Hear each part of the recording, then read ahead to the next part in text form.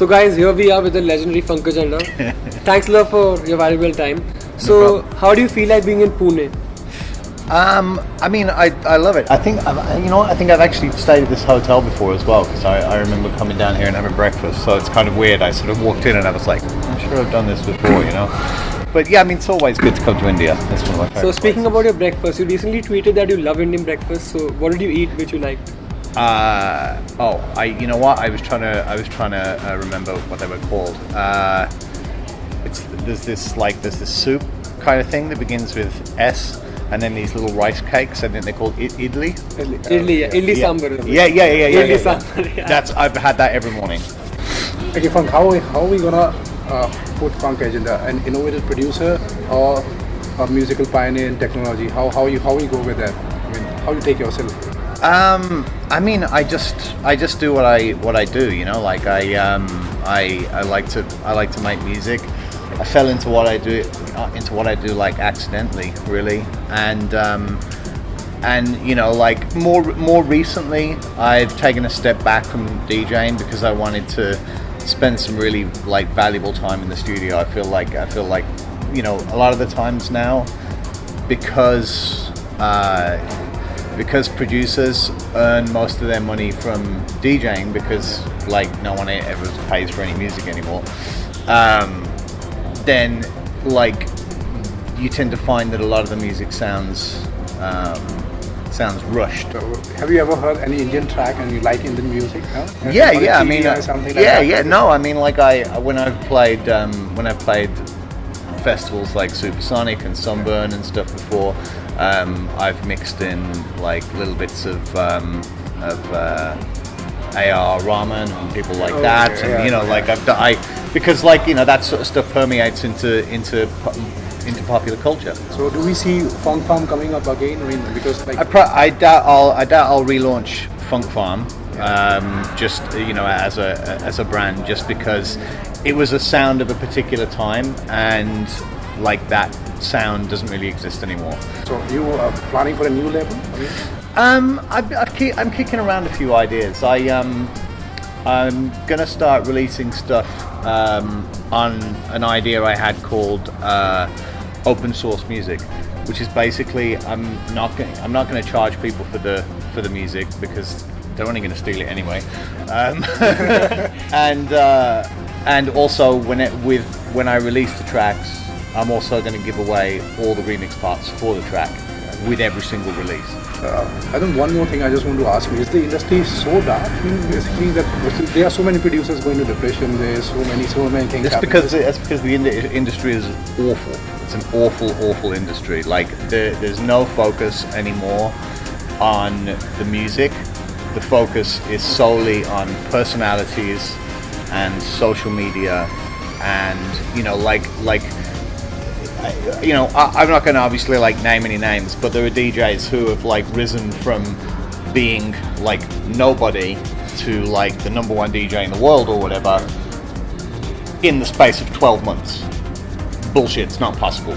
It's just a very calculated media campaign, and that's not like people can, you know, like a lot of the producers that you see who are going through depression and stuff at the moment, the reason that they're going through that depression is because they work their asses off to be good at what they do, and then people who are like not even 5% as good as them, you know, are throwing money out there to buy tracks off people and paying for votes and paying for Beatport number ones and getting big. And it's like an exercise in futility. It's so difficult to get somewhere now by just being good at what you do. Okay, one more thing. I mean, you wrote a track called One Day at a Time. Yes. What was the inspiration behind that, and what was the reason behind that? I mean, you writing a track. I mean, it was about people's struggles with addiction and depression, and you know, like just basically trying to help people through some dark times. You know, like I've been through dark times, and I wanted to help other people go through those. And I've got a lot of really positive feedback about that track itself, and how good it makes people feel. So.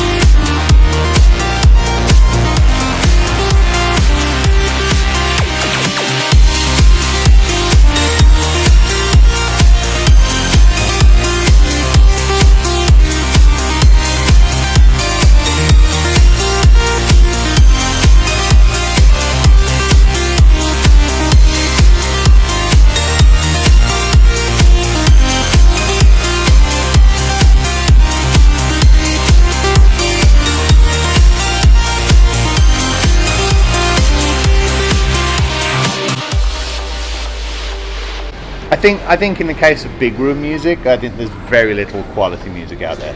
I think some of it is like absolutely atrocious. I mean, some of the worst dance music I've ever heard has come out over the last like 2 or 3 years. There are some really creative people who are also big. I mean, like, you know, as much as it's not necessarily like, say, my scene, but like if you listen to the music that people like, you know, sort of like Diplo is making or whatever, like it's very creative music. You know, it's not my sort of thing. Like I don't fucking twerk, so it's like it's useless to me. But it's really like sonically, it's interesting. The sounds that they use, the way that they lay things out, it's very cool. But then, you know, the flip side of that is there are other people out there who are, you know, playing these big EDM festivals and stuff, and it's just like the same shit over and over and over and over again. And it's just like, you know, everybody fucking jump, fuck off. Like, you know, honestly, like if you can't make a record that makes people jump without you having to tell them to fucking jump, then it's a shit record. Yeah. Like, end of story. So I don't listen to a lot of dance music, really. And when I do, it tends to be a lot more underground. You know, like I find that a lot of underground music is really good. But I like anyone who's throws a bit of creativity into it. I like to hear people have tried in their tracks. You know, like I like to hear people who've pushed a boundary in some way. When you finish a song, is there any way you celebrate when you finish a song? Is there a way that I celebrate when I finish it? I go, thank fuck I finished that song. Like, do you groove to do jump when you? No. I mean, like I tend to listen to it over and over and over and over and over again.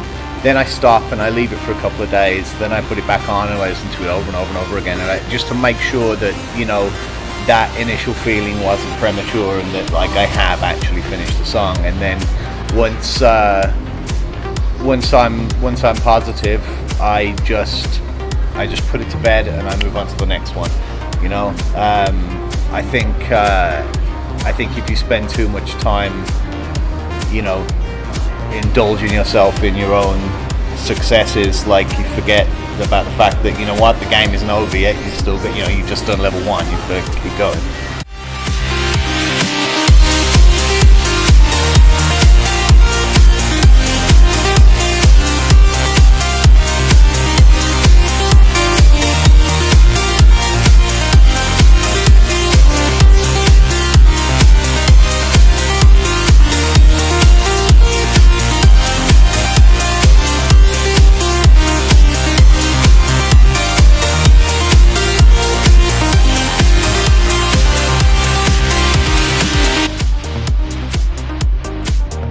I've never stopped producing music. I mean, right at the moment, you know, I'm focusing on getting really good in the studio again. Like, you know, like I'm spending a lot of time really honing what I do, like because like I don't want to be like good. I want to be great.